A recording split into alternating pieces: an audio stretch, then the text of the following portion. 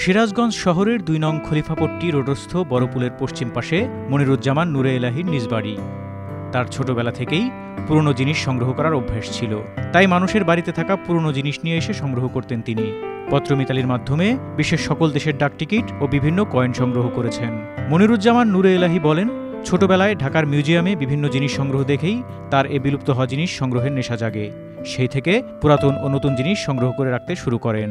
মানুষের তো বিভিন্ন নেশা থাকে, আমার নেশায় মনে হয় এটা ছিল যে কিছু স্মৃতি ধরে রাখা, এবং ধরে রাখতে রাখতে আর হচ্ছে নেশাখোর যেভাবে হয়ে যায়, আমি ওরকম সংরক্ষণশালা করে ফেলেছি। এই গরিবের ঘোড়া রোগ যাকে বলে। তার সংগ্রহের মধ্যে রয়েছে জাতীয় ৪ নেতার মধ্যে অন্যতম শহীদ ক্যাপ্টেন এম মনসুর আলীর দুর্লভ চিঠি সহ বিশ্বের সকল দেশের ডাকটিকিট, কয়েন, কলের গানের মেশিন, ম্যাচবক্স, পুরনো ক্যামেরা, পুরনো ক্যাসেট ও টেপ রেকর্ডার, টাইপ মেশিন, একতারা, দোতারা, গিটার, ঘড়ি, রাজা বাদশাদের দাওয়া খাওয়ার বাটি, কৃষকের মহিষের শিংয়ের তৈরি পাছন সহ প্রায় ২৫০০ রকমের জিনিসপত্র সংগ্রহ করেছেন। সংগ্রহকালে ঘটেছে নানা ঘটনাও। জিনিসগুলো সংগ্রহ করতে যেমন আনন্দ পেয়েছেন, তেমনি দুঃখের ঘটনাও রয়েছে অনেক। আমার একটা নেশা আছে ভ্রমণ নেশা, আর ছাত্র জীবন থেকে আমি বাংলাদেশের বিভিন্ন জায়গা ভ্রমণ করছি সরকারি খরচে। কারণ আমাদের সময় একটা প্রতিযোগিতা হতো, শিশু প্রতিযোগিতা। আমার মনে আছে ক্লাস 4-তে আমি সেই প্রতিযোগিতায় অংশগ্রহণ করতাম, এবং সায়েন্স নিয়ে, যেটা বিজ্ঞান প্রযুক্তি বিজ্ঞান মেলা যাকে বলা হয়। প্রত্যেকটা জায়গায় আমি বাংলাদেশের ভিতরে স্বর্ণপদক, রৌপ্য এবং ব্রোঞ্জ পদক প্রাপ্ত, এবং একটা প্রতিযোগিতা গেলে ভাই তারা বিভিন্ন জেলা ঘুরাইতো আগে। তখন আমরা বিভাগে থেকে যখন আমরা ঢাকাতে যাইতাম, ঢাকাতে 7 দিনের প্রোগ্রাম হতো, 3 দিন আমাদের বিভিন্ন জেলা ঘুরাইতো। এইভাবে দেখা যায় বাংলাদেশের বেশ কিছু জায়গা আমাকে সরকারি খরচে ঘোরা হয়ে গেছে।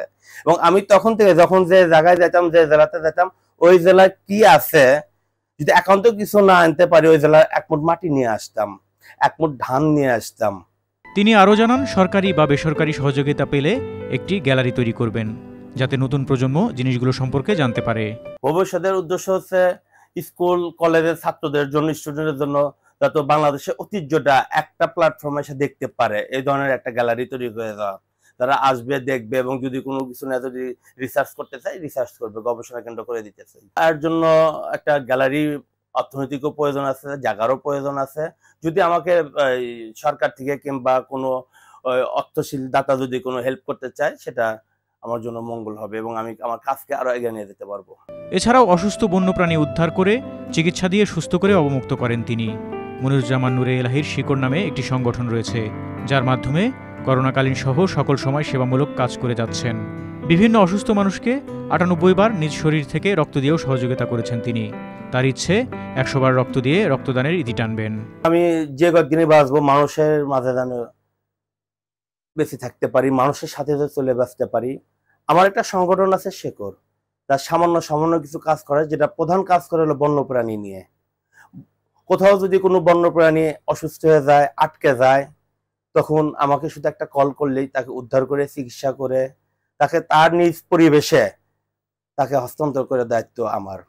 আর তার পাশাপাশি আমি আমার সংগঠন শেকড় থেকে আর একটা কাজ করে, সেটা হচ্ছে যারা একদম গরিব মানুষ মারা যাবে যাচ্ছেই, যাদের কবর খোদার মতো কোনো টাকা পয়সাও নাই, কবর খোদার কোনো লোকও নাই, শুধু আমাকে একটা ফোন দেবে, সিরাজগঞ্জের ভিতরে সঙ্গে সঙ্গে আমার টিম রেডি থাকে, কবর খুঁজে দিয়ে আসবে।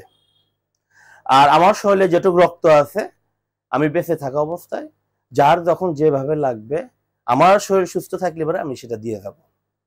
এবং এটা আমি ৯৮ দেওয়া হয়েছে, এবং সেটা আমি ১০০-তে অচিরে আমি ১০০টা পূরণ করে যাবো, এবং সিরাজগঞ্জে রেকর্ড করব।